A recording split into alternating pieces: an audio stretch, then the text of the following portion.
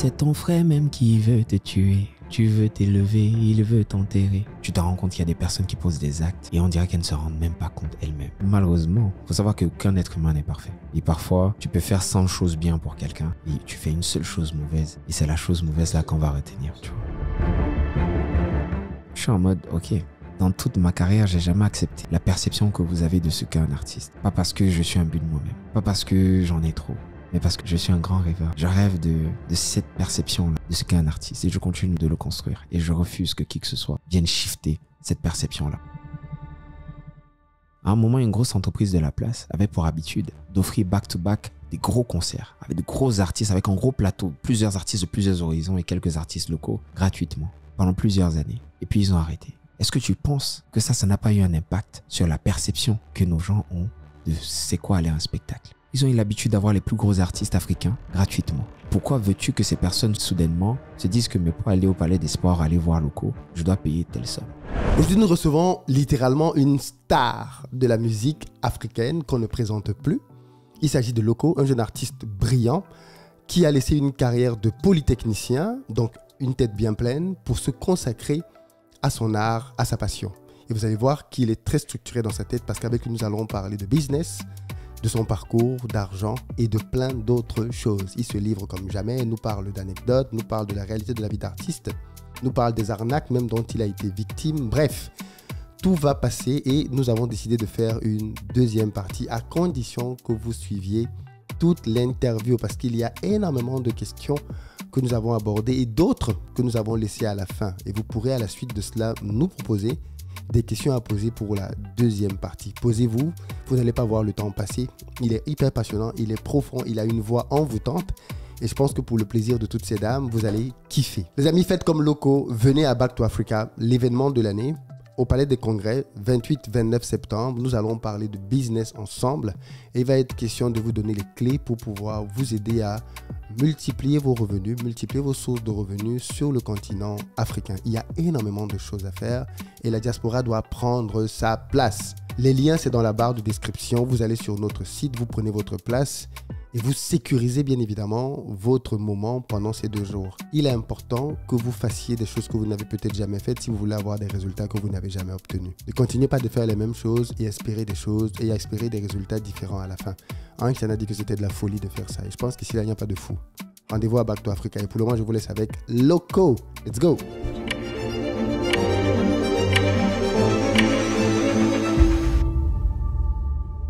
Bonjour Loco. Bonjour Philippe. Merci beaucoup d'être venu nous voir de passage à Paris dans nos studios pour parler de ton parcours et de business. Est-ce que tu peux déjà commencer par te présenter pour les personnes qui ne te connaissent pas encore? Alors, je suis Loco Samba, Charles Arthur. Je suis un Camerounais, passionné, amoureux de musique. Un vrai rêveur, un grand rêveur. Et voilà, ça fait quelques années déjà que je porte ma passion, je porte mon rêve et ma fanbase, la locomotive, que j'appelle affectueusement, comme ça, me porte depuis plusieurs années. Et voilà. Alors, Loco, qu'est-ce qui t'a emmené à chanter l'amour? Parce que si je peux dire, de mon point de vue, ton répertoire est beaucoup, en tout cas, teinté de musique qui parle d'amour, de femmes, de relations. Pourquoi ce genre musical? Je ne suis pas sûr d'avoir les réponses exactes, parce qu'effectivement, dans mon répertoire, il y a beaucoup d'amour. On parle beaucoup des femmes. Je parle aussi d'autres choses, hein. Je pense à plus de 40%, mais quand même, effectivement, c'est ce pourquoi je suis le plus connu. J'ai peut-être quelques éléments de réponse qui sont que j'ai été élevé par une femme seule. J'ai beaucoup de respect pour la femme. Mon papa étant parti un peu tôt, j'ai apprécié, j'ai eu la chance de voir à quel point ces lionnes sont magnifiques, comment elles peuvent être resplendissantes et donc, je pense que peut-être la femme m'inspire particulièrement. Et bon, honnêtement, en bon camère, je pense que j'aime ce qui est beau. Donc, j'aime les jolies femmes, j'aime les belles femmes. Le monde aussi est un endroit où il y a beaucoup de bonnes choses, beaucoup de mauvaises choses aussi. Et parfois, je me dis que je pense que tout le temps, il y a un équilibre qui se joue. Et chacun d'entre nous doit choisir pour quel camp il joue. J'essaie au maximum de faire partie de ceux qui jouent dans le camp des forces positives et donc de l'amour. Alors, tu as dit que tu aimes beaucoup les femmes, les belles femmes. Loco est un homme à femme? Parce que là, tu me pousses à te poser une question que j'aurais posée plus tard dans l'interview, mais comme tu m'as fait une passe, est-ce que Loco, c'est un homme à femme? Est-ce que tu peux reformuler? Qu'est-ce que tu entends par homme à femme? Est-ce que c'est un coureur de jupons? Est-ce que c'est quelqu'un qui enchaîne les relations, qui profite, entre guillemets, de sa vie de star? Non, non, non, je ne suis pas un coureur de jupons. J'ai pas le temps pour faire ça. Je cherche quelque chose de profond, par contre. Je cherche quelque chose de deep. Et en attendant de le trouver, j'essaye de moi mériter ce que je cherche. Ça veut dire que tu es un cœur à prendre, alors?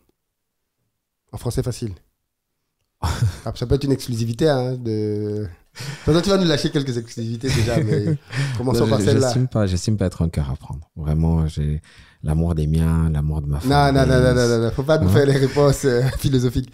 Je ne suis pas être un cœur à prendre. Célibataire ou pas célibataire? C'est ça la question, Loco. Célibataire, pas encore marié en tout cas. Ok, non. Tu fais comme si tu comprends pas. Ok. Célibataire ou pas célibataire? On a compris que tu n'es pas marié. Mais est-ce que tu es en couple avec une dame ou pas du tout? Alors, peut-être. Enfin, c'est pas clair. Voilà. Ça, c'est un statut. Marié. Mais pour être honnête, pour arrêter de hit around the bush, même quand je serai marié, il me tient à cœur de le garder très privé. Je suis une personne déjà de base, je suis assez discret. La popularité est tombée sur moi comme une répercussion de ce que j'aime. Quand j'ai commencé ma carrière, le but ou bien le premier objectif n'a jamais été d'être un people. Ça veut dire d'être en train de partager tout ce que je fais, de partager mon intimité. J'y tiens énormément.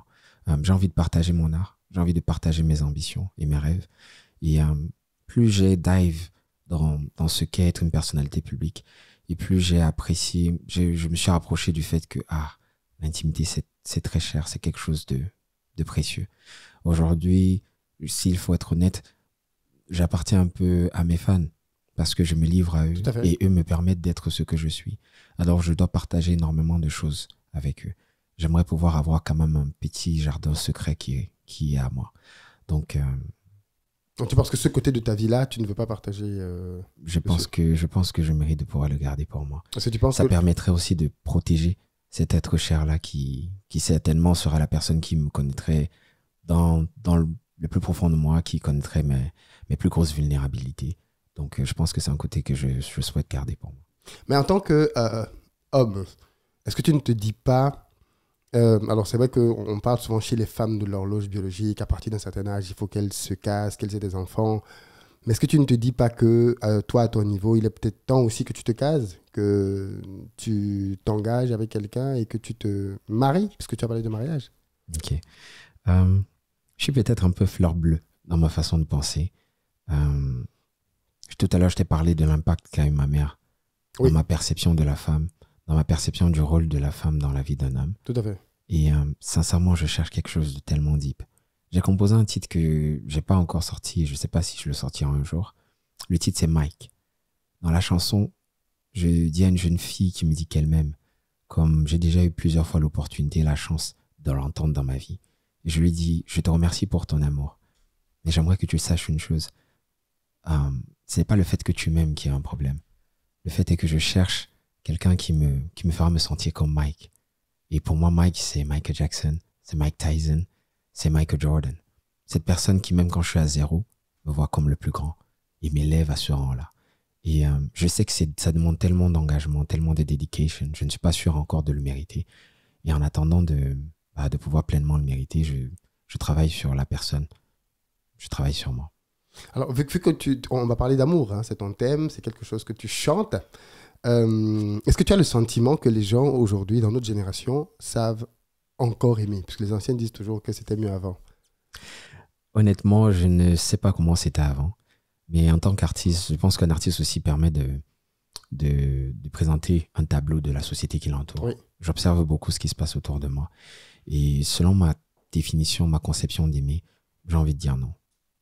J'ai envie de dire non, pourquoi? J'ai eu l'opportunité plusieurs fois de célébrer des mariages. Quand on vient du Cameroun, heureusement ou malheureusement, c'est l'une des plateformes d'expression des artistes. Oui, c'est vrai. Mais je suis triste de faire un constat. Si j'ai fait 100 mariages dans ma jeune carrière, je peux te dire que peut-être sur 10 mariages seulement, je pouvais sentir l'amour, l'amour dans les regards. Ah oui, carrément. Tu vois un peu ce que je veux dire. Ouais.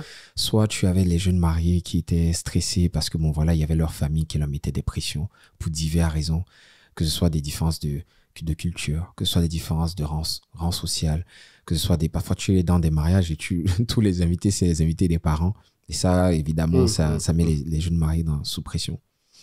Ou alors, tu as plein d'autres raisons qui peuvent faire que deux personnes soient ensemble, mais ça pue pas l'amour. Tu vois un peu ce que je veux dire? Tu sens qu'il y a d'autres raisons qui les amènent à ce moment-là. Et en dehors de ça, même quand j'observe autour de moi mes proches, j'écoute beaucoup les gens. Je pense que je constate effectivement que, en tout cas, ma définition de ce qu'est l'amour, le vrai, c'est pas ce qui court les rues. Tu penses qu'il y a beaucoup de calculs de nos jours? Je pense que on se met par intérêt, on pense à la carrière, on pense aux enfants, on pense... Honnêtement, je pense que l'intérêt, c'est pas une mauvaise chose.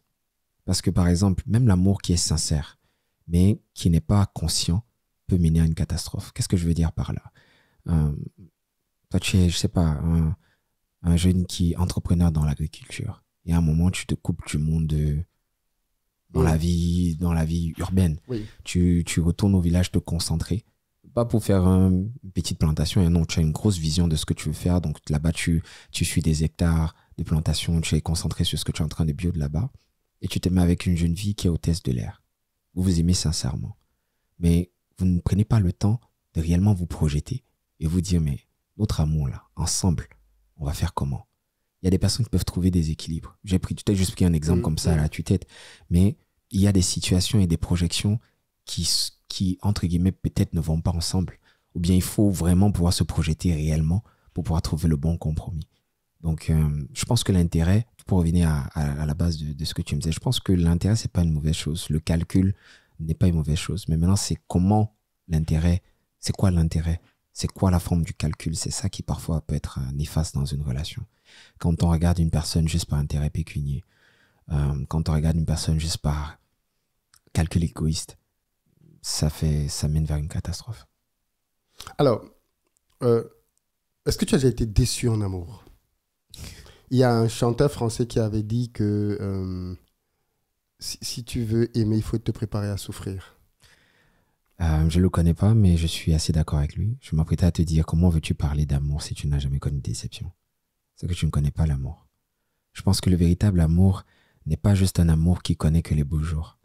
C'est un amour qui traverse aussi les pires moments. Et vu que je parle d'amour, je pense que je l'étudie un peu en long et en large, que ce soit à travers les expériences des personnes autour de moi, ou bien à travers mes propres expériences. Donc oui, j'ai déjà connu des déceptions. J'ai déjà déçu moi-même aussi en amour. Donc ouais. Petite parenthèse, mais très importante. Ça fait 10 ans de carrière. Le temps passe très vite. Très vite. Très, très vite. C'est incroyable. Quand j'ai vu que tu avais déjà 10 ans de carrière, tu as commencé une série de...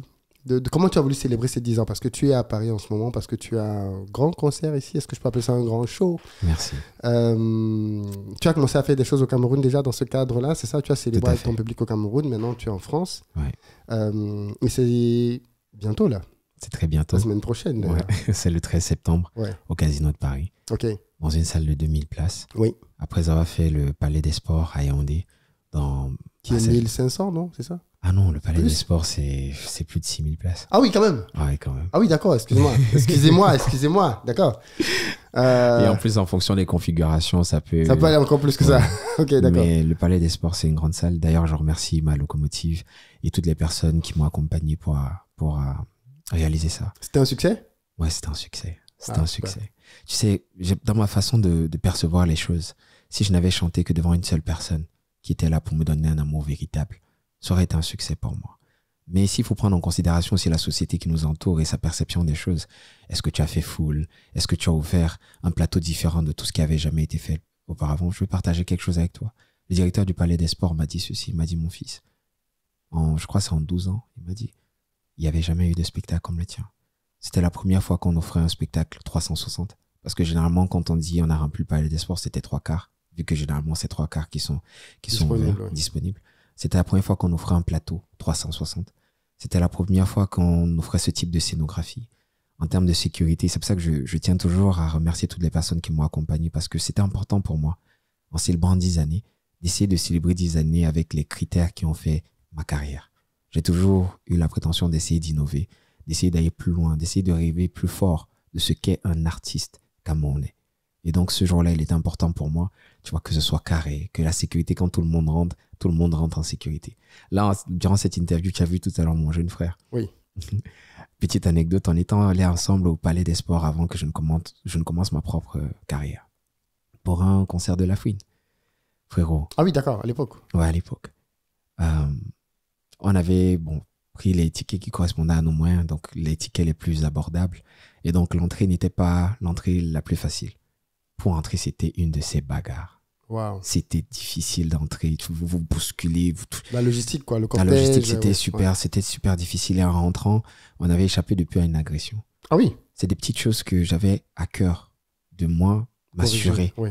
que quand je vais inviter les personnes qui m'ont construit, qu'elles ne vont pas vivre la même chose.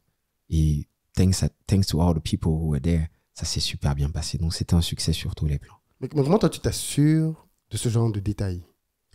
Alors, c'est plus de personnel, c'est étudier les flux pour que les gens entrent et sortent facilement.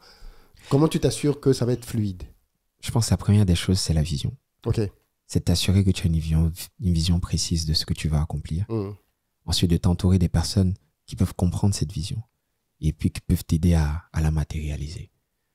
J'ai la chance d'être entouré d'une jeune équipe qui est comme moi, qui rêve, qui a à cœur de faire les choses bien. Et donc, chacun maintenant dans sa spécialité s'en va chercher ces éléments-là qui vont t'aider à accomplir cette vision. J'avais la gendarmerie qui était présente, j'avais la police nationale qui était présente, j'avais des organismes privés qui étaient présents. Et c'était vraiment un melting pot de mes 10 années d'expérience. Parce que tu sais, le Cameroun, effectivement, tu dois faire des démarches normales, mais parfois aussi, tu dois t'appuyer sur ton carnet d'adresses. Tout à fait. J'ai eu la chance de jouir de tous ces aspects-là que j'ai pu construire en 10 ans pour pouvoir offrir au public un moment particulier. Alors maintenant, tu viens à Paris. Pourquoi le besoin de venir en France pour célébrer tes 10 ans? Tu l'as fait au Cameroun, exceptionnel, 6000 personnes, inédit. Pourquoi venir à Paris? Venir à Paris parce que je pense qu'on est un pays bilingue. Oui. Tout au long de ma carrière, j'ai toujours dû prendre en considération cette dualité-là. Me dire, moi par exemple, j'écris mieux en anglais qu'en français. Mais tu chantes beaucoup en anglais aussi d'ailleurs. Ouais. Mais peut-être il y a des aspects sur lesquels je m'exprime mieux en français qu'en anglais. Et pour développer ma carrière, je me dis, je peux développer ces deux aspects-là, mais en commençant par où? Pour célébrer mes 10 ans de carrière, je commence par chez moi. Et pour les 10 années qui vont suivre, je vais continuer à tout faire et à tout mettre en œuvre pour essayer d'embrasser la globalité de mes capacités. Tu vois un peu ce que je veux dire? Donc, Paris pour le monde francophone et bientôt une autre date que j'annoncerai pour le monde anglophone. Ok, très bien. Comment on réserve les places? Alors, c'est sur le site. Déjà, est-ce qu'il y a encore des places? Il y a encore quelques places. Ça me fait rigoler parce que franchement, parfois, on a certaines habitudes qui nous collent à la peau. Tu as des personnes qui vont te dire, et qui sont même d'ici. Laisse-moi parler en utilisant nos termes même de chez nous. Hein? Comment tu peux être un benguiste et tu ne veux pas lire? C'est écrit sur le site. Comment prendre ton ticket? Il y en a qui m'appellent encore moi-même, frérot, pour me dire, les tickets là, c'est comment? C'est comment, ouais. On peut avoir des tickets. Ils ne pensent pas à mal, mais ils ne se rendent pas compte que pour pouvoir s'attaquer à une aussi grande salle, sans sponsor majeur, c'est un très gros investissement. Et qu'à ce moment-là, on a besoin, s'il vous plaît, mes frangins, qu'ils suivent les canaux normaux. Allez vous procurer vos places de concert sur le site internet. Si c'était possible de faire autrement, j'aurais fait autrement. Mais force est de constater qu'il y a des salles où il n'y a pas ces facilités-là. Non, c'est pas possible d'avoir des places physiques. C'est ce que je voulais dire, c'est que tu ne le dis pas comme ça, mais je crois comprendre que Loco est en train de dire qu'il faut payer vos places. Non, il faut se dire les choses clairement.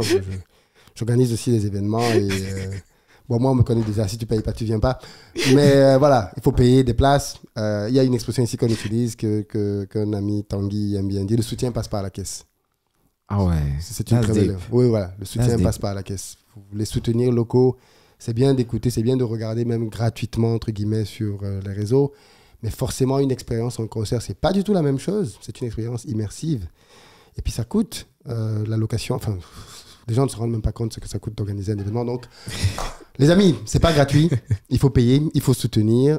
Et puis, il faut inviter des gens. Parce qu'il y en a qui disent, ouais, mais moi, je ne suis pas invité des gens. Venez et célébrer les 10 ans avec Loco.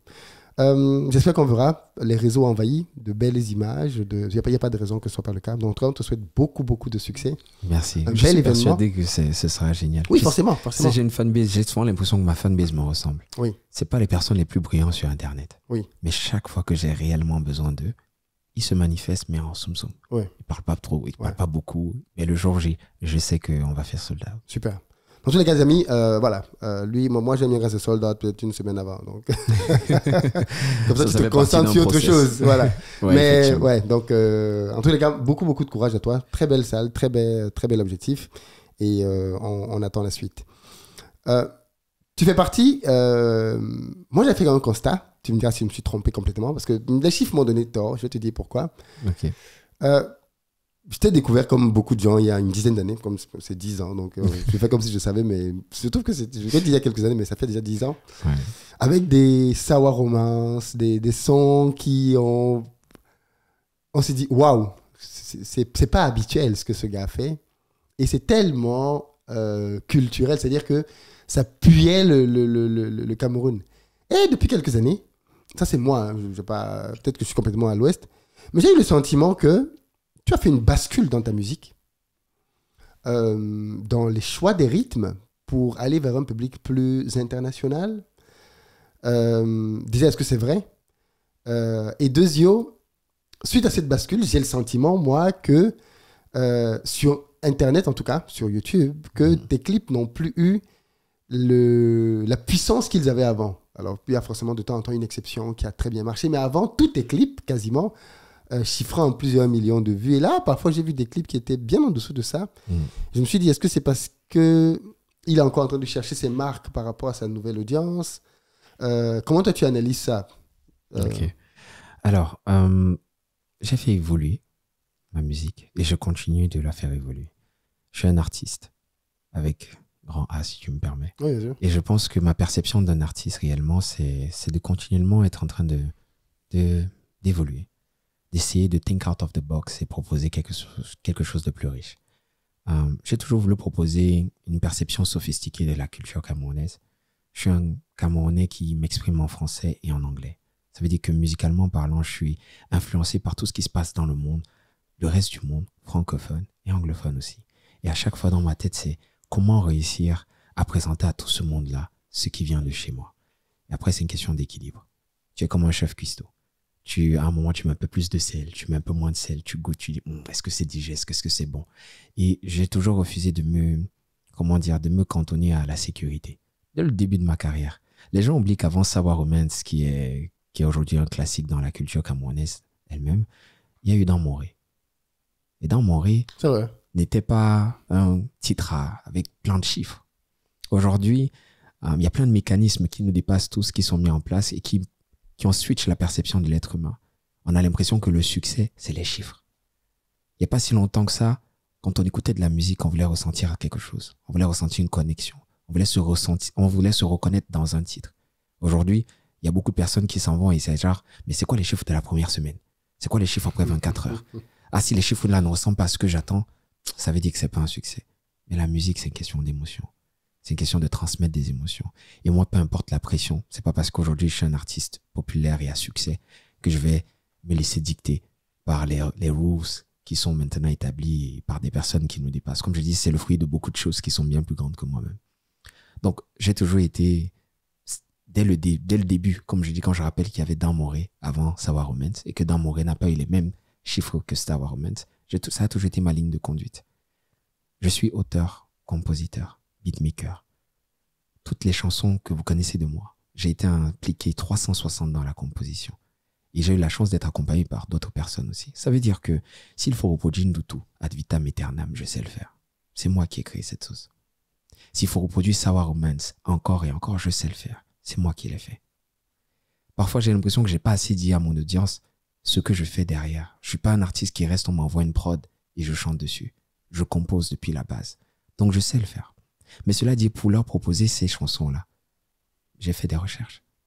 Pour leur proposer ces chansons-là, j'ai pris des risques. Je leur ai proposé something out of the box. Et je continue sur cette voie-là. J'ai eu la chance de connaître le succès avec cette prise de risque. J'ai eu la chance d'avoir une communauté qui s'est constituée autour de moi, qui a aidé, qui a aimé ce que j'ai fait, qui m'a apporté à un certain niveau. À tel point qu'aujourd'hui, au Cameroun, et si on connaît un peu la musique, on pourra l'identifier, il y a un genre locaux qui continue d'exister, qui continue de perdurer à travers de jeunes artistes très talentueux qui aujourd'hui ont pris cette base, ils se sont appropriés et aujourd'hui rajoutent quelques nuances. I've done my work. Qu'est-ce que je fais? Je continue. Je continue d'autres expériences encore. Je prends parfois l'exemple, ça c'est en aparté quand je discute avec mes artistes, du titre Les Bruits. Les Bruits, c'est la matérialisation même de ce que je suis en train de dire. Dans le monde, il y a un certain rythme qui a commencé à prendre de l'essor, qui a commencé à prendre de l'espace. Et quand je regarde, je dis, ce rythme-là va rester longtemps. Mais je suis camerounais. Au Cameroun, il y a tellement de talent. Mais on a peur d'essayer. On a peur d'essayer. Et donc moi, à ce moment-là, qu'est-ce que je fais? Je fais un petit melting pot. Je leur dis, mais les gars, regardez un peu, c'est possible. Vous pouvez prendre une petite guitare, makossa comme ça, avec des colorations comme si vous mettez les hi-hats qui correspondent à cette rythmique-là, un peu trap, un peu whatever. Vous mettez et ça donne quelque chose comme Les Bruits. Regardez, c'est digeste. Ça avait bien marché, ça. Et dans ma tête, tu vois, je me dis, et quand je le fais, il y a un jeune homme qui est quelque part dans sa chambre, qui va regarder, il va dire, Loco a fait ça. Mais moi, je peux le faire, mais c'est juste que je me dis que connaissant le Cameroun, si c'est que je ne fais pas le Kongoulon, ils vont pas aimer. Mais Loco a fait. Donc, comme Loco a fait, je peux essayer de le faire aussi. Je sais que c'est une façon juste pour être sûr que je peux en parler la même chanson. Bruit, c'est le clip dans lequel au début il y a un téléphone qu'on jette à l'eau. Non, ça c'est les mêmes choses. Voilà, ça c'est ce clip m'a fait. Les bruits, c'est. Ça m'a fait rigoler ce clip-là. Oui. Les bruits. Moi, il n'est plus le temps. J'ai dit, je ne jette plus les gens. D'ailleurs, je suis dans les bruits. Et tu vois, même quand je le fais, je prends un peu de l'essence de, par exemple, ce que Jovi a apporté. Quand je fais, moi, il n'est plus le temps. C'est du Mboko rap, mais où j'ai infusé quelque chose de plus, où j'ai mis de la mélodie. C'est juste leur dire, les gars, on a les outils autour de nous pour proposer une musique qui vient du Cameroun, qui reste camerounaise, mais qui est exportable. Soyez ouverts à ce qui se passe dans le monde et gardez votre identité. Voici une piste. Voilà, j'ai déposé ça. Allez-y. Et de temps en temps, je continue dans la DA même qui est l'essence de locaux et je propose Don't Go. Vous avez écouté Don't Go, vous avez aimé. Mais écoutez, c'est moi qui ai fait cette sauce et je continue de la faire évoluer. Et dans mon parcours, je fais attention à tout ça et de temps en temps, je dépose quelques gems, quelques pistes pour ceux-là qui seront attentifs. Et je sais qu'ils sont attentifs. Et basé sur ça, ils font leur premier pas. Alors, mine de rien, ton plus gros succès à l'international, c'est un featuring. Il s'agit d'un clip qui t'a rendu, je crois, disque d'or en France. Donc, on parle de plus d'1,5 million d'écoutes sur Spotify. C'est Spotify. Je crois que c'est ça. Et c'est un featuring avec quelqu'un d'autre. Donc, c'est un clip qui est... Enfin, c'est une musique même qui est assez colorée. C'est pas du 100% locaux. C'est avec une touche étrangère. Comment tu perçois que... Alors, est-ce que c'est peut-être aussi ce que tu allais chercher? Est-ce que tu ne te dis pas... j'aurais préféré que ça... De percer comme ça avec un chant où je suis tout seul et avec toute mon authenticité. Et pas un chant dans lequel on me découvre avec quelqu'un d'autre. Et est-ce que les gens ont finalement compris qui était locaux alors que finalement c'était un chant où on est à deux, avec des rythmes qui sont quand même un peu différents de ce que tu fais aussi d'habitude? Mais non, moi j'aime créer des parallèles entre la musique et le football. J'aime beaucoup le football. Je suis un grand fan du Real de Madrid. Comme par hasard. Tu supportes les gens qui gagnent. Mais non, ça date pas d'aujourd'hui. Ça date pas d'aujourd'hui. J'y tiens parce que c'est l'un des liens que je garde en mémoire avec mon papa. Ok, c'était un supporter. Et oui, donc on a connu la période galactique aussi où ça n'allait pas. Ouais. Mais on continue d'aimer la Maison Blanche. Ça, c'était en passant. J'aime faire un parallèle entre la musique et le foot. Je suis le 9, je dois mettre le but. Mais pour que je mette un but, il faut que quelqu'un me fasse une passe. Oui. Pour que je puisse gagner le match, il faut que derrière, quand il y a une contre-attaque, il y ait des défenseurs, il faut qu'il y ait un bon gardien. Quand je fais des titres où je suis seul, c'est toujours un travail d'équipe. Il y a plein de personnes qui travaillent derrière. Il y a un guitariste qui joue. Et vu que je suis un peu, entre guillemets, perfectionniste, parfois il y en a plusieurs qui jouent. Je réécoute, c'est pas, allez, on va refaire ci. Il y a un beatmaker, il y a un arrangeur, il y a un pianiste. C'est le fruit d'un travail d'équipe à chaque fois. C'est juste que quand on parle maintenant de featuring, il y a plusieurs attaquants. C'est pas une équipe avec un seul buteur, c'est une équipe avec plusieurs buteurs qui se font la passe et ensuite chacun doit mettre le ballon au fond des filets. Tout à l'heure, quand tu parles par exemple du fait que j'ai eu un disque d'or, avec une sonorité qui n'est pas purement la DA que j'avais construite. Parce que là, par exemple, effectivement, la composition, depuis la jeunesse, ne part pas de moi. Mais j'y apporte beaucoup de choses. On sait comment nous, on fait la sauce en cuisine. Et avec IP, que je salue d'ailleurs, on se retrouve en studio et j'apporte ma touche, même dans la composition du beat. Parce qu'en face de moi, j'ai un beatmaker assez ouvert d'esprit pour savoir que si ce gars aussi est compositeur, parce que ça fait un moment déjà qu'on travaille, même chose, ce n'est qu'un seul des titres qu'on a eu à faire ensemble, on se connaît bien. Il a quelque chose à m'apporter. Mais ce titre même aussi que tu prends, c'est un bel exemple de ce dont on parlait tout à l'heure. Certains titres vont avoir moins de vues sur YouTube, mais ça fait être le résultat de beaucoup de choses. Quand j'ai commencé, le reach que j'avais sur mes pages n'est pas le même qu'aujourd'hui. Parce que les plateformes, les Facebook et tout ça, machin, pour des raisons économiques ou pour des raisons de la projection de ce qu'ils ont créé, ils ont diminué le reach.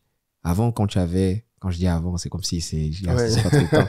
Mais on va dire, vu qu'on parle de 10 années de carrière, il y a 10 ans, quand tu avais 1 million de followers sur Facebook, ça impliquait que quand tu postais, tu pouvais toucher un certain nombre de personnes. Oui. Aujourd'hui, tu as 1 million de followers sur Facebook. Quand tu postes, tu ne touches pas le même nombre de personnes. Tout à fait. Et il y a autant de mécaniques qui mènent à un certain résultat. Aujourd'hui, je n'ai pas envie de tirer sur X ou Y, mais il y a beaucoup de choses pour optimiser les vues sur YouTube. Je suis une personne qui choisit de ne jamais, jamais, jamais faire partie d'un couloir un genre. C'est aussi peut expliquer cela. Mais quand tu vois que, justement, j'arrive à avoir un disque d'or en France, il faut savoir qu'avant moi, il n'y a que Franco avec Collé la Petite, worldwide, massive hit, qui a eu une telle distinction. Tu comprends que la carrière, il faut la voir dans sa globalité. Il y a plusieurs aspects qu'il faut suivre. Et vu qu'on vient d'une industrie qui est assez jeune, mon jeune label aussi, on se bat à suivre tous ces différents leviers en même temps. Et ça prend du temps. Tu as ouvert le chapitre. Entrons dans la boîte de Pandore, les labels. Tu fais partie des pépites qui nous avaient été présentées il y a quelques années par Universal Music Africa. Je crois que c'est comme ça qu'on appelle cette grande maison. Tu as travaillé avec eux un certain temps. Tu me confirmes, hein, si je... Oui, j'ai travaillé avec eux un certain temps. Et de ce que j'ai compris, ça ne s'était pas terminé en très bons termes.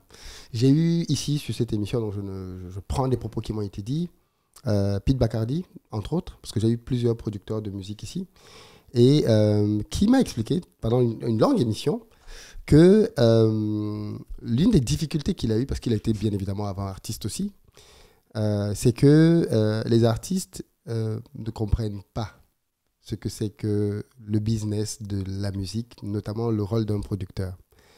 Ils ont beaucoup d'attentes et attendent tellement de choses que pour eux, quand ils n'ont pas ce qu'ils demandent, ils ont le sentiment qu'ils se font avoir, qu'ils se font douiller. C'est l'expression qu'il avait utilisée. Et qu'il, même quand il était artiste, il avait le même sentiment que face à que son producteur était quelqu'un qui ne... Il a donné quelques exemples d'artistes avec lesquels ça ne s'était pas bien passé du tout. Ça tombe bien, aujourd'hui, on a un artiste avec nous. Qu'est-ce que tu aurais aimé savoir avant d'entrer dans une collaboration avec une grande maison comme celle-là? Et que tu te dis avec le recul, si j'avais su ça, les choses se seraient passées différemment. Alors, qu'est-ce que j'aurais aimé savoir? J'aurais aimé savoir que une douille est une douille. Peu importe comment on veut l'habiller, peu importe comment on veut le maquiller. J'aurais aimé savoir que ce n'est pas tout le monde. En anglais, on dit souvent, it's not everybody who is in your team, who is in your corner. Il faut faire la différence des choses. Parfois, tu peux te faire accompagner juridiquement sur un process. Un contrat, oui. Mais après, tu te rends compte que finalement, that person wasn't playing on your side. J'aurais aimé savoir que dans le monde réel des affaires, il y a des personnes qui n'hésitent pas à placer des douilles. Comme j'ai dit, une douille, c'est une douille. Peu importe comment on veut la maquiller. Aujourd'hui, effectivement, j'ai eu ma petite expérience de producteur. J'ai pas la prétention d'avoir les mêmes outils que certains grands producteurs qui ont un certain nombre d'années en tant que producteur. Mais j'ai produit des artistes. Ils ont eu, tout comme moi en tant qu'artiste, certaines attentes. Peut-être toutes leurs attentes n'ont pas été comblées. Mais je suis curieux de savoir si on leur demande si à un seul moment ils ont eu l'impression, le sentiment d'être douillés, s'ils diront oui. Je peux te dire aujourd'hui que la réponse est non. Pour revenir encore à ma phrase, une douille est une douille. Qu'est-ce que tu reproches à ta collaboration avec Universal qui est terminée aujourd'hui? On peut en parler. Depuis longtemps d'ailleurs. Alors, déjà, j'aimerais repréciser. Si tu ne veux pas nommer des noms, ça me dérange pas. Oui, effectivement, justement, parce que je fais toujours très attention à ne pas parler d'une boîte ou d'une personne, parce que parfois, c'est pas le problème. Le problème, c'est pas la boîte, c'est qui la dirige. Et parfois, le problème, c'est pas la personne, ce sont ses compétences. Tu vois, donc je vais pas citer un label ou un autre, ou bien une personne ou une autre. J'ai juste envie de dire ceci. Dans une jeune industrie comme le Cameroun, quand on parle de culture, quand certaines choses viennent se développer, il y a des personnes qui ont déjà eu une certaine expérience. Quand ces personnes arrivent sur ce territoire, soit ces personnes arrivent pour pouvoir développer le territoire, tout en se faisant leur beurre. Soit ces personnes arrivent juste pour pouvoir faire le maximum de beurre, quitte à poser des actes qui auront des répercussions sur ce territoire, qui prendront peut-être des années pour ce territoire, et pas une personne. Je ne parle pas d'une carrière, je ne parle pas d'une personne. Je parle du développement de la culture dans tout un secteur. Et ça, parfois, il y a des personnes qui n'ont pas assez de jugeote pour s'en rendre compte. Ça peut être la personne, ça peut être la boîte, ça peut être la personne qui gère la boîte. Comme je dis, c'est pas nominatif. Ça peut être le manque de compétences. Il faut déjà vous-même savoir dans quoi vous vous engagez. Mais je vais parler juste en tant qu'artiste. En tant qu'artiste, les artistes aujourd'hui doivent se cultiver. C'est vrai qu'aujourd'hui, il faut faire une distinction. L'expérience, c'est une chose. Se cultiver, se documenter, tu peux te documenter et ne jamais avoir accès à certaines informations. C'est un fait. Mais toi, déjà, en tant qu'artiste, cultive-toi un maximum pour pouvoir diminuer un peu certaines choses qui peuvent arriver, tu vois. Qu'est-ce que j'aurais aimé savoir? Moi, j'aurais aimé savoir que la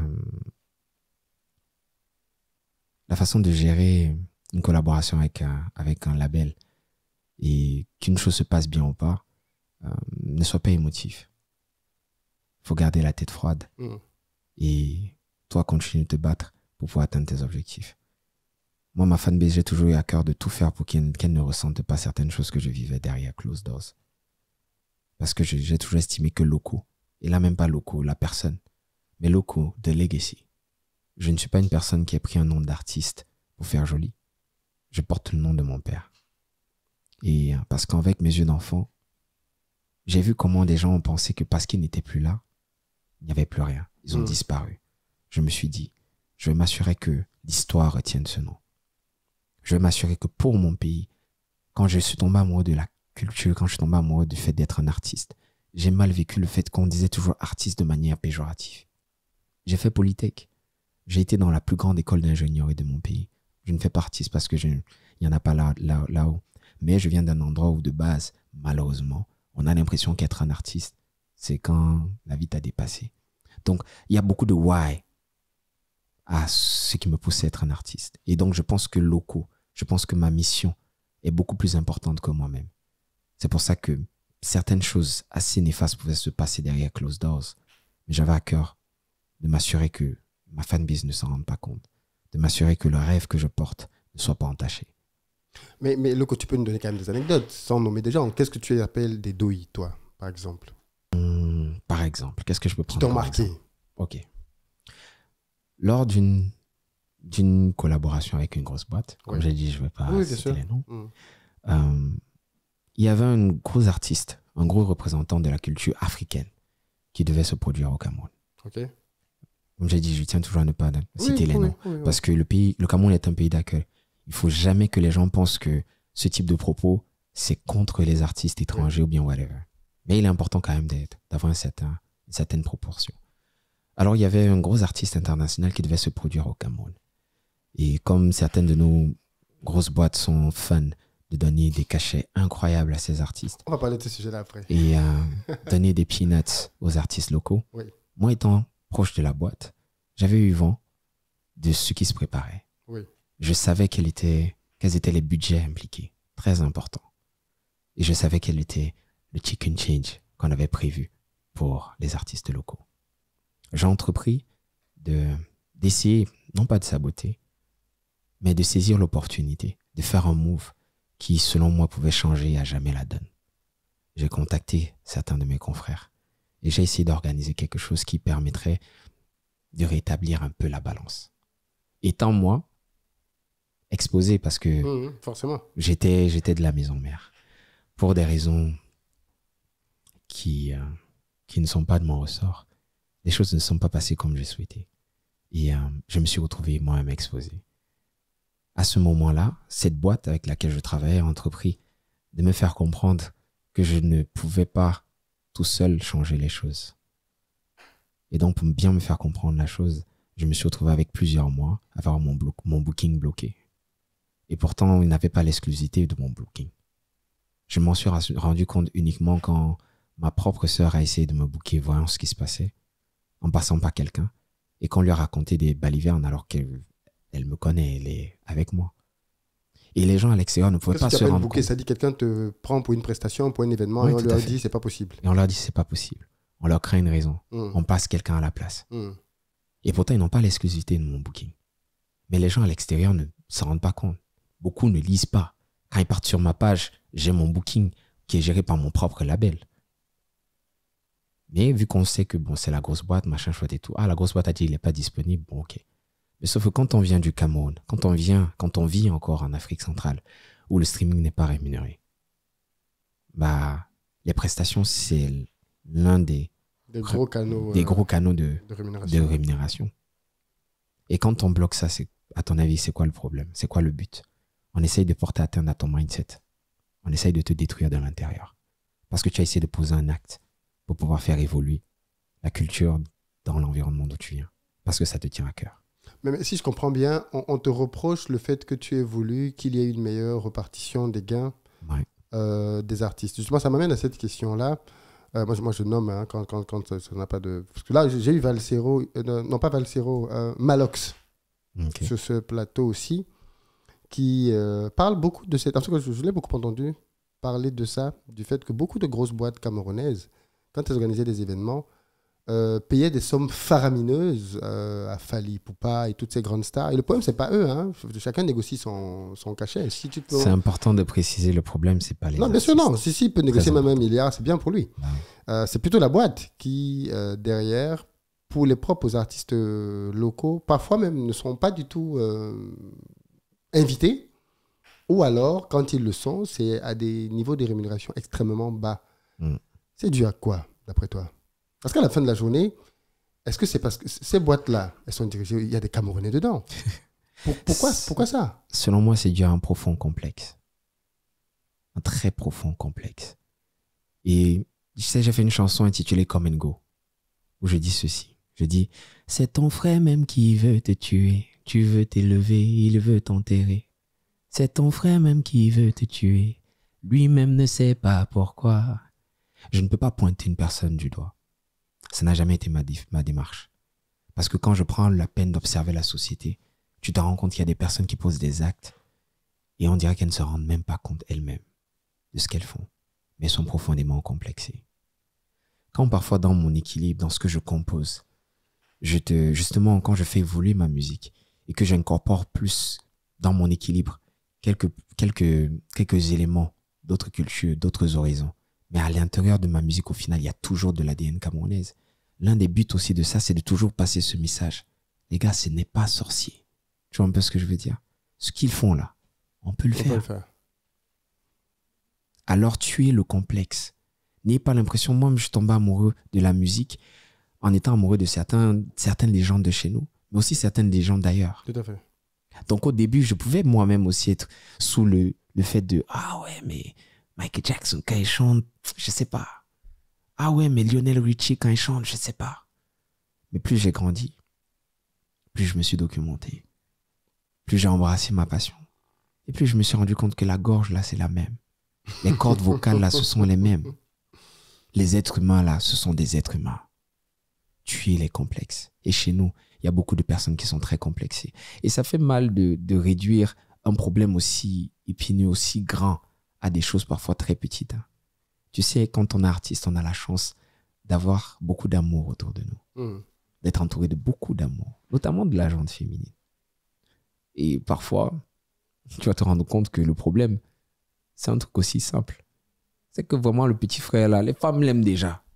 Comment tu veux que ça passe par moi? Qu'il ait le djaraba qu'il doit avoir. C'est incroyable. C'est incroyable, mais c'est tellement C'est petit. très bas, ça. Et pourtant, des personnes qui ont fait de grandes études. Et pourtant, des personnes qui ont des postes à responsabilité. C'est des petites choses. Mais c'est tellement... Tu restes comme ça, tu te dis, oula. Et l'étranger est venu dans ton pays pour faire du business. Tu ne peux pas lui en vouloir. Bien sûr, bien sûr. Quand il entre dans ton pays, pour pouvoir comprendre ton environnement et qu'il s'entoure de certaines personnes qui sont tes frères. Parce que moi, et honnêtement, il faut savoir que le Cameroun est un. Je parle anglais, je parle français, je suis de toutes les ethnies. Quand il s'entoure de ton frère, peu importe la différence d'ethnie, de langue, whatever, c'est ton frère. Pour pouvoir mieux comprendre ton environnement et mieux gérer son business dans ton environnement. Et qui se réfère à toi pour te dire que, mais ok, quand l'autre là vient, je dois lui donner... Aujourd'hui même, on a des frères là qui prennent des sommes incroyables. Mais quand l'autre vient et que je te dis par exemple que je dois lui donner 300 000 $ pour une prestation, ton frère qui est à côté là, qui chante et tout le monde l'aime, je dois lui donner combien? Et que ton frère, pour des raisons puériles, pour des petites raisons, décide de lui dire, s'il ne prend pas ses chicken change, s'il ne prend pas ses miettes, laisse tomber, on peut faire sans. Ça, c'est la question que je voulais poser. Est-ce que c'est pas aussi parce que, finalement, les artistes locaux ne font pas ce que tu as fait? C'est-à-dire, c'est d'autres fois quand je dis artistes locaux, je donne ton nom. Mais est-ce que c'est pas parce que les artistes locaux n'ont pas franchi un palier en termes comment je vais dire ça? C'est-à-dire s'imposer. Par exemple, on peut se dire, si j'invite un Fally ou je ne sais pas trop, moi, un grand artiste ivoirien, un Mewe, il va me remplir le Palais des Sports. D'habitude, nos gars ici, quand ils vont au Palais des Sports, ils prennent la version à 2000, 2500, alors que cet artiste-là, je vais le remplir. Et si on voyait que, en fait, non, localement, on a des gars comme Loco, on a des gars comme Malox, on a des gars comme tel, qui, quand ils font, ils remplissent le palais, il n'y a même plus de place dehors. Est-ce que tu ne te dis pas aussi que ça permettrait de peser un peu plus lourd sur la balance pour dire non, aucune des salles que ces gars ne viennent faire, aucune des affluences qu'ils ne viennent faire ici, nous, on les fait déjà aussi. Est-ce que tu ne te dis pas que quelque part, il y a aussi la peur de se dire, bon, avec celui-là, on va avoir plus de monde? Je pense sincèrement, et je vais répondre sur plusieurs volets. Je pense que plus de personnes aussi devraient attaquer des grandes salles, mais ne pas avoir la phobie de ne pas faire plein. Oui. Si tu n'as pas fait plein, ce n'est pas grave. Bien sûr. Tu referas encore et tu rassembleras un peu plus de personnes. Parce qu'il faut savoir que si tu n'as pas rempli une salle de 6 000 personnes à un moment, ça ne veut pas dire que tu n'en as pas 12 000 qui sont fans de toi. Tout à fait. Ça, c'est un point déjà. L'autre point que j'ai envie de mettre sur la table, c'est que malheureusement, si ces grosses boîtes qui peuvent organiser ces gros événements et mettre sur la table ces gros budgets se réfèrent aux mêmes personnes avec les mêmes complexes et qui ont les mêmes postes de responsabilité, qui doivent prendre ces décisions, même si tu as rempli le stade et que la personne la singang, que ici, là, quand je vois que c'est mon frère, c'est des miettes ou rien, bah, les boîtes ne sortiront jamais rien d'autre que des miettes. C'est pour ça qu'à un moment, dans ma démarche, certains vont remarquer que je suis en mode, ok, dans toute ma carrière, j'ai jamais accepté la perception que vous avez de ce qu'est un artiste. Pas parce que je suis un but de moi-même, pas parce que j'en ai trop, mais parce que je vous ai dit comme au début, je suis un grand rêveur. Je rêve de cette perception-là, de ce qu'est un artiste, et je continue de le construire. Et je refuse que qui que ce soit vienne shifter cette perception-là. Donc quand moi, je prends ma propre initiative, si vous ne voulez pas suivre à la hauteur de ce que je veux réaliser, ce que je veux offrir à mon public, parce que je pense que ce public mérite ce type de disposition pour que pendant un moment, je leur permette d'oublier leurs soucis, pour que pendant un moment, je leur permette d'être émerveillés. Ok, je ne vais pas vous attendre. Je le produirai moi-même. Je ferai moi-même ce que j'ai prévu de faire. Je trouverai moi-même les ressources. Il faut les trouver. Ici, il faut les trouver en dehors de mon environnement. Je les trouverai en dehors de mon environnement. Et s'il faille que mes propres initiatives entrepreneuriales me permettent de soutenir mes idées, bah, je le ferai. Je tiens à souligner une chose. Tout à l'heure, tu as dit, est-ce que ce n'est pas parce que les artistes... Moi, je suis le premier soldat des artistes, que ce soit chez nous, mes frères, que ce soit à l'étranger. On ne peut pas se dire c'est la faute des artistes de pas. Ils ont certains problèmes réels. Ils ont un talent fort. mais ils ont certains problèmes réels qui peuvent nuire un peu à leur vision. Et pourtant, ils sont nombreux qui ont une vision qui pourrait les amener très loin. Mais c'est difficile de tenir cette vision. Et je pense que parfois, s'il est un peu trop facile de dire « Mais pourquoi les artistes n'ont pas le courage de... » Ils ont beaucoup trop de problèmes. Artiste, est-ce que c'est un métier qui... Est-ce qu'on peut bien gagner sa vie en étant artiste au Cameroun? Ah oui. Ouais. Déjà, chacun a sa définition de bien gagner sa vie. Être confortable. Mais il y a beaucoup d'argent à se faire. Comme dans tout business, je pense que quand tu le fais bien et que tu te structures, il y a de l'argent à se faire. Je pense qu'on a tous les leviers pour pouvoir sortir de, malheureusement, la finalité de certaines choses qu'on a pu observer quand on prenait ce couloir. Il y a beaucoup de leviers. C'est possible. Mais effectivement, si les mentalités évoluent, ça aiderait à ce que le confort soit encore meilleur. Et on ne parle pas que d'objectifs de confort. On parle aussi de pouvoir évoluer. On parle de pouvoir former autour de nous. Certains marchés qui nous entourent, qui sont beaucoup plus évolués, c'est le résultat de beaucoup de dispositions qui sont prises.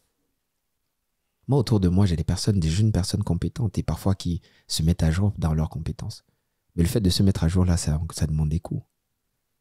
La musique, on a parfois et là, je parle de la perspective depuis le pays, on a parfois l'impression que c'est light, mais pour se former, peu importe les aspects qui entourent le métier d'artiste musicien, c'est de gros coûts, c'est de grosses études, c'est de grosses formations. Donc, on ne parle pas juste de quête de confort, mais on parle de pouvoir vraiment permettre à notre culture d'exister et d'être compétitif sur le plan international. On a tout ce qu'il faut. On en arrive à ça. Pourquoi les Nigériens explosent partout? Les cachets des artistes nigériens, c'est en millions de dollars. En francophonie, je pense que le seul mais là, je crois même pas qu'il se rapproche, c'est peut-être Fally Ipupa. Pourquoi la musique camerounaise, qui est hyper talentueuse, reste une musique qui ne s'exporte pas? Il y a des gens comme toi qui chantent en anglais, mais pourquoi elle ne va pas au-delà de... J'ai envie de te dire déjà que notre musique s'exporte. Déjà. Maintenant, je comprends ce que tu veux poser comme question, mais on ne peut pas dire la musique camerounaise ne s'exporte pas. Je suis le fruit d'une musique qui s'exporte. Et il y en a beaucoup comme moi. Mais ça peut être beaucoup plus mais tu es encore. le premier qui va faire la salle que tu vas faire. Hein. Ouais, c'est vrai. Mais ça, c'est aussi... je pense qu'il faut aussi être patient avec nos gens. Il faut leur tenir la main et leur montrer la voie. Leur dire que, comme tu disais tout à l'heure, soutenir, c'est passer quoi? Le soutien passe par la caisse. J'ai eu une discussion intéressante avec un professionnel du milieu que je m'aurais partagé avec toi. Je ne sais pas si son avis est le bon ou pas, mais il me disait, à un moment, une grosse entreprise de la place avait pour habitude d'offrir back-to-back des gros concerts avec de gros artistes, avec un gros plateau, plusieurs artistes de plusieurs horizons et quelques artistes locaux gratuitement pendant plusieurs années. Et puis, ils ont arrêté. Et puis, il m'a dit, est-ce que tu penses que ça n'a pas eu un impact sur la perception que nos gens ont de c'est quoi aller à un spectacle? Ils ont eu l'habitude d'avoir les plus gros artistes africains gratuitement. Pourquoi veux-tu que ces personnes soudainement se disent que mais pour aller au Palais des Sports, aller voir locaux, je dois payer telle somme? C'est peut-être un élément de réponse. Moi, je pense que ce qui nous mène à la situation d'aujourd'hui, c'est plusieurs petites choses que main dans la main ensemble, on doit être en train de corriger continuellement. D'où ma démarche. Je te dis que moi-même locaux, j'ai des personnes, elles sont pas malveillantes. Hein. Elles veulent le meilleur pour moi. Mais qui se disent, allô mon frérot, mais c'est quand même moi. Ton concert, j'ai envie de venir le voir. Tu n'auras pas des places. La personne est très capable. Hein. La personne n'a pas de problème d'un ticket à 150 000 euros. Mais la personne a un misconception de comment ça fonctionne. On a l'impression que les artistes ont des porte-monnaies magiques. Quand ils attaquent de grandes salles et qu'ils s'entourent de professionnels pour la lumière, pour la scénographie, pour le styling, il y a tellement de choses dans l'art du spectacle. Et là, je parle de l'art du spectacle. Permettre aux gens d'oublier leurs soucis pendant un moment. Parce que tout le monde a des soucis. Et c'est notre rôle à nous de permettre non seulement d'offrir un moment de communion à ceux-là qui se sont déplacés, mais de leur permettre de s'évader un court instant. On a souvent l'impression que pour produire ça, soit ça ne coûte rien du tout, soit ça coûte beaucoup d'argent, mais il y a un endroit là où ils prennent l'argent. Non, il n'y a pas d'endroit où ils prennent l'argent. Surtout quand on vient de là où on vient. Certaines personnes ont des endroits où ils prennent l'argent, mais ils doivent accepter certains compromis que tout le monde n'est pas prêt à accepter. Moi, en l'occurrence. Aujourd'hui, quels sont tes rapports avec tes frères de l'industrie musicale camerounaise? Je dis ça parce que, alors, malheureusement, je ne suis pas la personne la plus connectée pour tout ce qui est musique, hip-hop et autres. Je n'ai pas beaucoup de temps pour ça. Mais de temps en temps, de toute façon, je pense que quand une polémique arrive jusqu'à moi, c'est vraiment qu'elle a enflé. C'est-à-dire que, Okay. voilà. Il y a ça quelques années, il y avait une polémique qui était apparue entre toi et un autre artiste camerounais hyper talentueux d'ailleurs, pour une question de clip Ah bon? que vous auriez fait en... il est très connu aussi d'ailleurs. C'est celui qui a chanté Impair. Ah. Comment il s'appelle tu vois comment il s'appelle? Rappelle-moi son nom. Je t'ai dit, moi, je ne cite pas le nom. Non, mais là, c'est moi qui te demande le nom du gars. Comment il s'appelle? Tape sur YouTube, Google. Toi, tu cherches, tu tapes la chanson. Ok, d'accord. Le fait que tu refuses de donner son nom me laisse penser que votre rapport n'est pas... Non, j'ai pas de problème avec lui. Stanley No. Très talentueux. Vous avez eu une problématique par rapport de ce que j'ai compris. Hein, une fois de plus, comme je dis, je suis un peu loin de ça. Et parfois, mes infos ne sont pas bonnes. C'est pour ça que je profite pour demander aux gens qui sont en face de moi, mais pas croire ce qu'on dit derrière. Et derrière cette histoire de clip, je voulais parler beaucoup plus globalement des choses qui font que dans l'industrie de la musique urbaine, parce que je considère que c'est un peu ça la musique urbaine camerounaise, peut-être que c'est pas ça. On se retrouve à avoir des clashs comme aux États-Unis. Vous prenez pour East Coast, West Coast. Est-ce que tu confirmes que ce genre de problèmes financiers, logistiques, ça arrive souvent? Alors, j'ai envie de dire déjà, premièrement, quand je ne cite pas les noms, c'est pas parce qu'on a un problème. C'est que je n'aimerais tellement pas qu'un jour mes propos soient utilisés pour envoyer une énergie négative à quelqu'un. Il faut savoir qu'aucun être humain n'est parfait. Et parfois, tu peux faire 100 choses bien pour quelqu'un et tu fais une seule chose mauvaise et c'est la chose mauvaise là qu'on va retenir. Tu vois. Mais comme dans toute relation, c'est pas tout qui est correct. C'est pas tout qui est parfait. Avec ce frangin, malheureusement, notre relation a été teintée de certains écarts de comportement. Et il le sait. Il l'a reconnu. Il s'est excusé. Et donc, je souhaiterais ne pas revenir dessus. Tu as pardonné? Ouais. Parce qu'on peut donner des excuses, mais en face, est-ce qu'on a pardonné? On pardonne. Mais lorsqu'ensuite la personne récidive, ton pardon a un goût différent.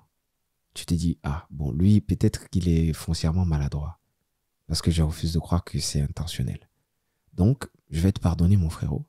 Mais je vais te pardonner et garder mes distances. Parce que malheureusement, ta maladresse a des répercussions qui peuvent me porter atteinte. Et je n'ai pas le temps d'essayer de sort out si c'est de la maladresse, si c'est whatever. Tu vois un peu ce que je veux dire? Je te souhaite le meilleur. Mais à la fin de la journée, c'est la musique camerounaise qui perd. Deux grands talents qui... Non, la musique camerounaise se porte très bien. Non, mais qui perd de l'absence de ce genre de collaboration.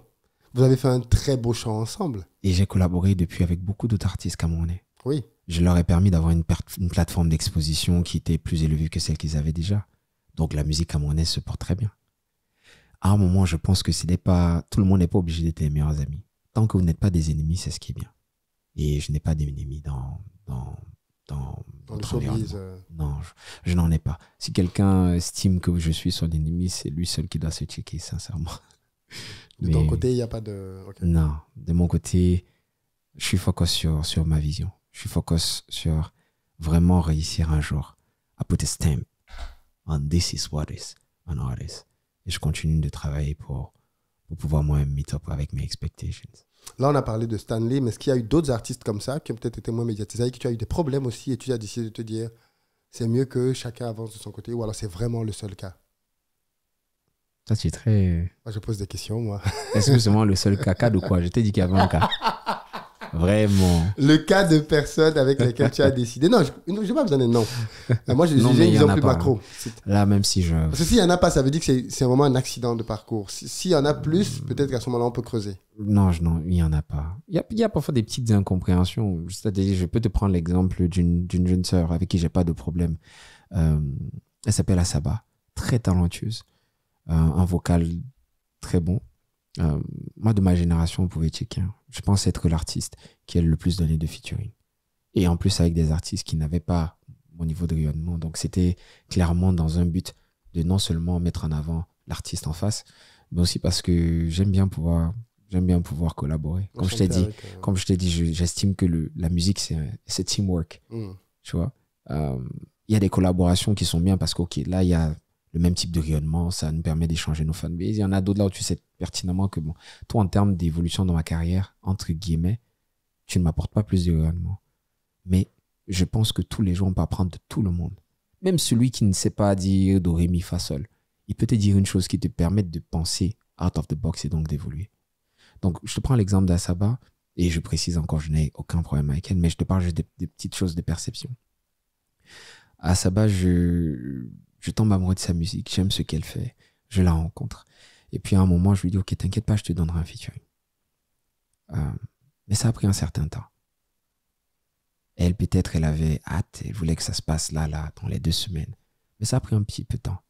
Et ça s'est fait. Finalement, elle a toujours été très respectful. Le titre est sorti.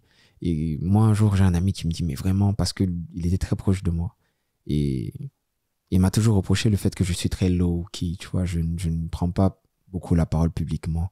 Et j'aimerais toujours m'assurer que quand je prends la parole, que ce soit pertinent. Donc, généralement, je me dis, bah, c'est pas forcément nécessaire. Il m'envoie une interview où ma jeune sœur, en fait, disait, oui, bon, j'ai fait la collab avec le grand frère, mais très respectueusement.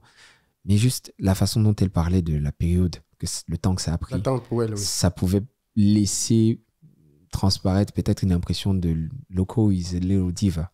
C'est vrai que he is loco, mais bon, voilà, machin. Ça pouvait, peut-être. Et là, c'est la perception que cet ami avait. Je lui ai dit, mais frérot, qu'est-ce que tu veux que je te dise? Je connais la jeune, elle n'est pas belliqueuse. Et même dans son intention, je pense pas que elle est mal, je sais pas, elle ait voulu transmettre quelque chose de négatif, mais peut-être elle, dans son attente, ça a pris un peu de temps.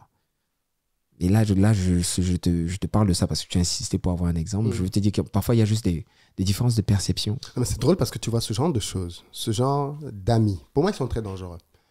Parce que, non, mais c'est drôle parce que j'ai eu la discussion hier soir avec ma femme qui me disait, elle m'a pris le cas avec 2 de mes meilleurs amis. Elle me dit, qu'est-ce que tu penses prendre la configuration où les 2 meilleurs amis ne sont pas très proches ensemble.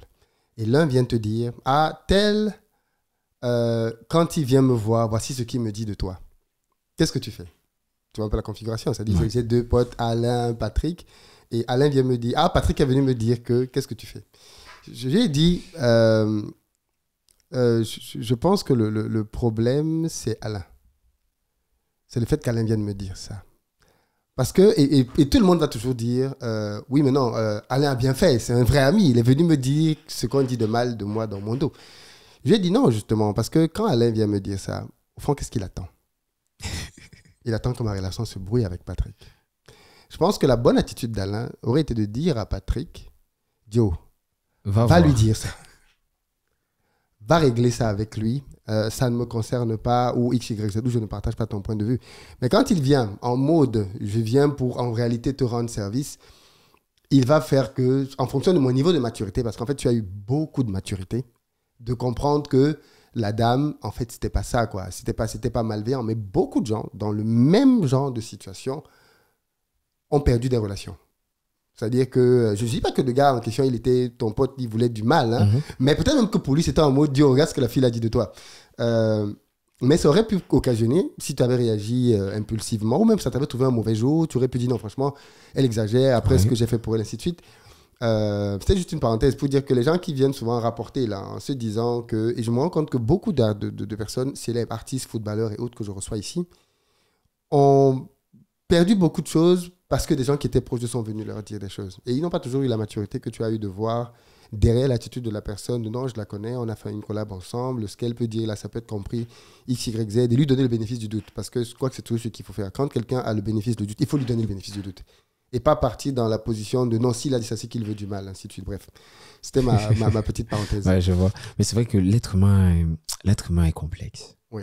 Parce qu'effectivement, il y a des cas de figure où, comme tu disais tout à l'heure, Alain est un problème. Mais il y a des cas de figure où Alain est naïf. Alain, je dirais pas naïf, Alain veut ton bien. Dans sa perception des choses, il le fait pour ton bien. Mais parfois, une bonne chose peut trigger something de négatif. Tout à fait. Et parfois, quelque chose de négatif peut trigger something de positif. Tout à fait. C'est à nous à chaque fois, et c'est difficile, mais c'est à nous à chaque fois en tant qu'être humain d'essayer de prendre du recul. Et ce n'est pas parfois évident avec tout le load de choses qu'on a à gérer tout au long d'une journée. Mais bon, il faut y arriver. Tout à fait. On se rapproche de la fin de notre émission. Je vais te poser des questions un peu plus légères pour sortir. J'ai remarqué à un moment donné que tu faisais beaucoup de sport. Tu faisais de la salle et tout. Pourquoi? Je suis une personne qui aime des challenges. Ok. J'aime me fixer des challenges. Et depuis que j'ai commencé ma carrière, peu importe ce qu'on peut dire sur moi, on ne peut pas dire que la musique est mauvaise. J'ai eu parfois des petits trucs. Oui, mais ça, mais si, mais personne ne peut se lever et dire que la musique n'est pas bonne. Par contre, à un moment, ils ont beaucoup tiré sur mon poids. Ton physique, ouais. Tu vois? Et là, j'étais en mode, mais do you know who you're talking to? Je vais vous prouver que même ça, c'est un détail. Il y avait plusieurs raisons à ça. Il y avait cet objectif-là, mais j'avais aussi l'objectif j'avais besoin d'être mieux là. Ouais. Parce que comme je te disais, sincèrement, il y a des choses qui peuvent porter atteinte à ta santé mentale. Et moi, à ce moment, je me rattachais à cet objectif pour ne pas totalement vriller. Parce que je suis très amoureux de la musique, de la culture. Et il y a un certain nombre de choses que j'avais dû vivre. Je déteste le sentiment d'impuissance. Mais malheureusement, sur certaines choses, j'étais impuissant. Malgré tout mon petit intellect, tu vois, malgré tout ce que j'essayais. Non, à un moment, tu te rends compte que, mon gars, ça, va seulement falloir être patient. Va juste falloir attendre que ça se passe comme ça et après, tu pourras en mettre certaines choses supplées. Et à un moment, je constatais un certain détachement avec mon amour, mon premier amour, qui est cette passion pour la musique.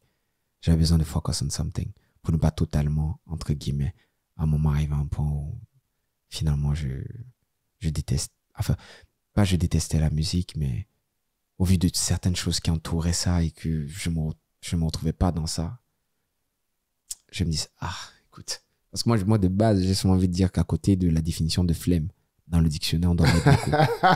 Je suis extrêmement flemmard, frérot. Okay. Et donc, dès que les choses sont compliquées, dès que les choses sont pas claires, dès que, tu vois, les gens sont fourbes et tout ça, j'ai la flemme de tout ça. Ouais. Tu vois, et malheureusement, si tu veux porter tes ambitions dans ce milieu-là, tu dois être capable de handle a lot of these things. Tu vois, à un moment, ça avait réussi à porter un pas atteinte à, je pense, à ma santé mentale et le sport est une très belle chose. Excellent. Tu continues? Oui, bien sûr. Super. Je fais du judo, ceinture violet en judo, j'ai fait de la boxe, je joue au football comme tous les Camerounais. Ouais, forcément. Donc, ouais. Excellent la boxe, hein. C'est très, très énergivore. Très, très. Je crois que c'est l'un des sports même qui brûle le plus de calories. Énormément. Malheureusement, je tape pas encore les gens pour vivre. Il y a un chemin entre faire de la boxe et taper les gens pour vivre. Tes relations avec Taïk, vous avez vu ensemble à plusieurs reprises, vous avez peut-être même collaboré. Vous êtes toujours proches aujourd'hui ou alors pas du tout? Alors, je précise, hein, parce que pour le coup, peut-être les gens peuvent se dire que je précise vraiment, je n'en ai aucune idée. Vraiment, je pose des questions parce que peut-être tu peux te dire, le gars là, il me sort seulement les casseroles. Je n'en ai absolument aucune idée de. Si tu n'as absolument aucune idée, pourquoi la question? Tu vois, c'est ce que je voulais te dire. C'est vrai, parce que j'ai fait une interview avec quelqu'un dont je tairai le nom ici. Et je lui ai posé une question comme ça par rapport à quelqu'un. Il m'a répondu. Et après l'interview, il m'a dit, mais pourquoi tu m'as demandé comment va la relation avec telle personne? J'ai dit, mais gars, naïvement, je vous ai vu ensemble à la télé, vous avez fait des trucs, donc naïvement, je pose la question. Mais tu vois, ton attitude me laisse penser qu'il y a quelque chose. Il y a quelque chose. C'est comme si tu parlais d'une relation. Hein? Vous étiez potes, quand même. Enfin, dans mon esprit, vous êtes potes. Je ne dirais pas qu'on est potes. Ok. Et ce n'est pas une chose négative. Hein. Je pense que pour être pote, vous devez passer du temps ensemble, vous devez partager les mêmes valeurs, avoir des centres d'intérêt communs. Mais on n'a pas de problème. Cela dit, si tu veux certains... parce que je te vois venir. Je dois reconnaître que le jeune frère, une fois lors de l'un de ses passages au Cameroun, avait une sortie un peu maladroite, où il avait osé dire à des médias que mon intervention lors de notre première collaboration, qui n'est jamais sortie, n'était pas... Au niveau. Et pourtant, à ce jour-là, je peux te dire que toutes mes équipes, tout le monde, voulait absolument qu'on fasse leaker la chanson. De manière bon... Ah, que les gens... Jugez vous-même. Et si je te dis que tout le monde voulait leaker la chanson, je pense que tu peux comprendre ce qui s'est passé sur cette chanson. Ouais. Mais il s'est empressé de m'appeler par la suite. Il s'est empressé de m'appeler par la suite et il avait été très, très positif. Il m'avait dit, écoute frérot, tu connais un peu comment sont les médias chez nous. Je me suis senti acculé, ils m'ont agressé, patati patata, machin. Et j'ai compris. Parce qu'en même temps aussi, il est un peu plus jeune que moi. Donc je me dois d'avoir une approche aussi de grand frère. Donc j'ai compris. Après ça, on avait même fait sport ensemble au Cameroun. Donc ça, c'était la séance de sport qu'on voit, c'était après ça alors? Ouais, c'était après ça. Donc ça s'était bien passé. Par la suite, effectivement, il y a même eu une collab. Qui cette fois-là est sortie? Oui, cette fois-là est sortie. Mais effectivement, même pour que cette collab soit faite, c'était une certaine gymnastique. Mais je peux comprendre.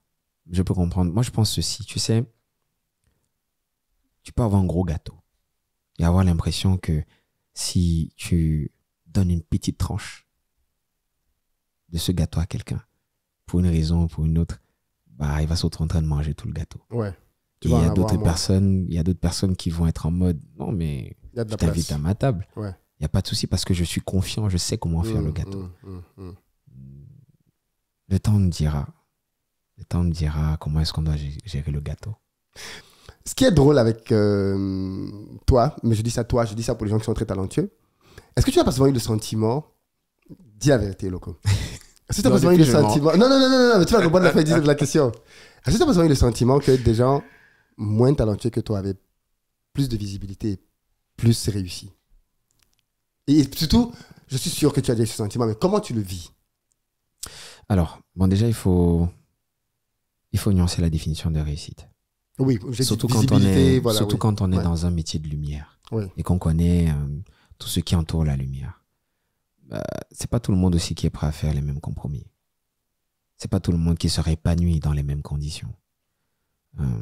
Donc, effectivement, parfois, tu as des éléments qui peuvent avoir un peu plus de visibilité parce qu'ils prennent d'autres chemins ou bien parce qu'ils sont mieux accompagnés sur d'autres aspects. Le talent n'est pas tout. Tu peux être très talentueux. C'est une base qui est très nécessaire, qui est très importante. Mais ensuite, il faut entourer ce talent de d'autres choses. Et sur ces autres choses, une autre personne moins talentueuse peut avoir des meilleurs skills que toi. Tout comme une autre personne peut aussi être prête à faire d'autres choses que tu n'es pas prête à faire. C'est un environnement, il y a plein de paramètres. Tu m'amènes vers une question que je voulais absolument te poser. Est-ce que toi, dans ta carrière, il t'a été fait des propositions sales que tu as dit, ça, non. Ça, je n'entre pas dedans. Dieu merci, non. Pas une seule fois. Mais tu sais pourquoi? Non. J'ai une aînée qui m'a dit un jour, je pense que toi, on te regarde. Je pense que quand on passe seulement une seule minute avec toi, il y a des couloirs là, on dit que bon, merci. Ça ne sert à rien. Ça ne sert à rien. Tu vois un peu ce que je veux dire. Et je dis vraiment Dieu merci, non. Parce que sincèrement, je ne tiens à juger personne. Je ne suis pas parfait. Je ne tiens à juger personne. Si tu écoutes les raisons parfois qui ont poussé des personnes à faire certains choix dans leur vie, tu pourrais être amené à avoir de l'empathie. Pas comprendre, mais amené à avoir de l'empathie pour le chemin qu'ils ont. Tu vois un peu ce que je veux dire. Et je dis Dieu merci parce que je préfère être dans une situation où j'ai jamais eu à être exposé à ça. Oui. Cela dit, effectivement, dans ce milieu, mon côté extrêmement réservé n'a pas eu que des répercussions positives. Pour pouvoir porter des ambitions telles que les miennes, venant d'un environnement avec la mentalité qui parfois prône chez nous, il faut beaucoup de ressources. Pour pouvoir trouver ces ressources, il faut beaucoup de choses. Il y a plusieurs moyens d'aller les chercher. Et là, je ne parle pas forcément de moyens malsains, non. Parfois, ça demande juste de pouvoir être plus ouvert, de discuter avec les gens, d'aller voir les gens. Et d'où je viens, d'où tu viens aussi, parfois quand on est réservé, mais qu'on est très talentueux, on donne l'impression d'être prétentieux. Les aînés, parfois, chez nous, culturellement, estiment que tant que tu n'es pas comme ça, là, que vraiment machin, c'est que tu n'as pas de problème, ou bien c'est que tu n'as pas de... Comment dire? Tu n'as pas d'humilité. Et pourtant, tu es la première personne à porter le sac de tout le monde. Et pourtant, tu es la première personne à... Je n'ai même pas envie de dire je suis humble. Ça me dépasse. C'est comme ça que j'ai été créé. C'est comme ça que je compte rester dans ma vie. Mais le fait que tu n'ailles pas forcément vers les gens, parfois c'est teinté d'une certaine impression. Mais au bout d'un moment, tu te dis, est-ce qu'il faille que je me dénature pour plaire ou bien pour pouvoir porter mes ambitions? Je ne compte pas me dénaturer. Par contre, il faut évoluer, il faut apprendre. Il faut te dire, bon, écoute, mets un peu d'eau dans ton vin, va un peu passer un peu de temps dans tel dîner network, va un peu, une fois que tu as monté ce dossier, que tout est carré, que les équipes ont défendu le dossier, tu vois un peu ce que tu prends un peu de temps et discute avec. Il y a beaucoup de questions que j'ai encore à te poser. Malheureusement, on n'a pas le temps. On fera une deuxième partie parce que je veux savoir comment tu gères ton argent. Je veux savoir, on veut savoir comment tu gères ton argent. Est-ce que l'argent t'a déjà fait perdre des amitiés, des gens proches, ou plutôt le succès, des gens qui n'ont pas su gérer le fait que autant de lumière était sur toi et peut-être pas sur eux. Je veux savoir les investissements que tu fais, comment tu fais pour te prémunir pour demain ne pas être, comme on a vu le cas de beaucoup d'artistes camerounais, beaucoup de gloire et plus tard commencer à faire des dons pour se soigner, ainsi de suite. Comment tu penses à ton avenir financier, ainsi de suite. Donc j'ai vraiment beaucoup de questions encore à te poser, mais on n'a pas le temps. On fera une deuxième partie si tu permets, ici ou au Cameroun, en fonction de comment ça se fera. Okay. Mais je voulais sortir en parlant de ce dont tu parles très peu. C'est ton père. Tu l'as perdu très tôt. Qu'est-ce que tu en gardes? Parce que j'ai le sentiment quand même qu'il reste une source d'inspiration pour toi, malgré le fait que tu l'as perdu très tôt. Ah ouais. Je sais pas pourquoi je commence par ce mot en premier, mais la rigueur. Il était très rigoureux. Il attendait de nous, parce qu'il n'attendait pas que de moi l'excellence, de tous ses enfants. Il était constamment à la quête de plus de connaissances. Tout le temps en train de vouloir se cultiver encore plus, davantage. Très jeune déjà, l'un de mes liens avec mon père était ces moments le dimanche où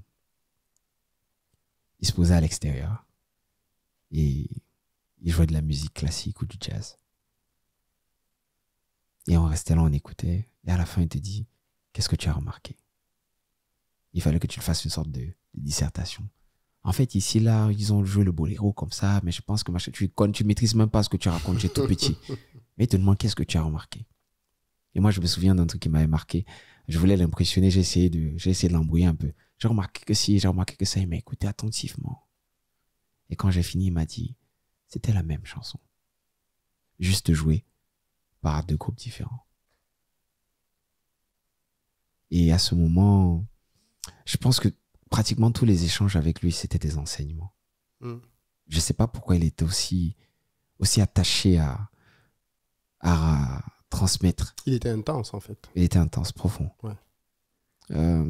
Limite, à un moment, quand tu penses avec du recul, tu as l'impression qu'il savait qu'il partirait. Il partirait vite. Parce que c'était que des masterclass. Que des masterclass dans le fond, dans la forme et dans la manière. Ouais, c'est ça que je retiens de lui. Il y a une phrase qui me vient là, maintenant que tu parles ainsi de ton père, par rapport à ton choix d'épouse plus tard, qui dit, peut-être que tu la connais, la profondeur appelle la profondeur. J'ai eu à cœur de te dire ça. La profondeur appelle la profondeur. Je crois que ça résonne avec ce que tu disais tout à l'heure, c'est que tu fais un travail d'abord sur toi-même pour devenir la personne que tu veux attendre d'avoir en face de toi. Et je le rappelle souvent aux gens, si tu n'aimes pas le résultat que tu as en face de toi, questionne-toi toi-même. Voilà. On arrive au terme, Loco, de cette première partie. Merci beaucoup d'être venu nous voir. Beaucoup de succès à toi pour ton prochain concert. Malheureusement, je ne serai pas là. Je serai pas en France. Parce que je voyage beaucoup. Ouais. Mais les amis, allez soutenir Loco à fond, à fond. Si vous ne connaissez pas Loco, vous avez un problème, les amis. Vous avez un problème. Voilà, vous écoutez la bonne musique. Donc, allez écouter Loco. Vous tapez Loco, L-O-C-K-O. Vous allez voir, il y a énormément de choses sur lui, sur Internet en termes de chant. Tu veux peut-être nous faire une a cappella pour sortir? Alors, qu'est-ce que je peux faire comme a cappella? Ndutu. Où on célèbre la beauté de la Gokomère. Yes. Ndutu. Façon, je l'aime, c'est Ndutu. La Gokomère est trop jolie. Elle est ma African lady. Rendez-vous le 13 septembre qu'on fête 10 ans de beaucoup d'amour et d'innovation. Et moi. Rendez-vous, les amis, rendez-vous est pris avec Loco. Merci beaucoup d'être venu nous voir. Les derniers jours comme ça, je sais que c'est le rush. Ouais, tout à fait. Donc, merci Mais c'est un beaucoup gros d'être venu plaisir nous voir. pour moi d'être sur cette plateforme aujourd'hui. Faut que tu saches que je te suis. Merci. Ouais, c'est vrai que la première fois que je t'ai vu à Mboa il y a 2 ans, j'étais très surpris que tu me dises que tu suis. J'ai dit, ah ouais, d'accord. Ok, J'ai mon autre côté. Ok, business, on en a pas parlé, d'ailleurs, J'aime parce que- cultiver, donc merci Ouais. pour ton initiative aussi. Ok. Je pense que tu as, en tout cas tu le sais, hein, c'est pas moi qui te le dis, tu as un impact positif et il y a des personnes en quête de réponse qui trouvent des éléments Ouais, dans ce que tu offres. Et Merci beaucoup. On va continuer en tout cas. Voilà. Allez les amis, rendez-vous pour soutenir Loco. Dites-nous dans les commentaires les questions que vous voulez pour la deuxième partie. Et merci beaucoup de t'être livré parce que je crois que c'est un peu rare aussi que tu parles autant de choses. On m'a dit, effectivement. beaucoup de gens m'ont dit ça, Philippe, je sais parce que tu as, mais quand vient ton émission, on parle de choses dont on n'a jamais parlé. Donc peut-être que c'est ton cas aussi, mais merci en tout cas Effectivement. de Mais t'être bon, de t'être livré. ça me fait plaisir. Ok les amis, pas de polémique inutile, hein. C'est avec bienveillance qu'il s'est exprimé. Rendez-vous dimanche prochain, même lieu, même heure, pour une autre émission avec un autre invité pour parler de son parcours de gestion de finances. Peace.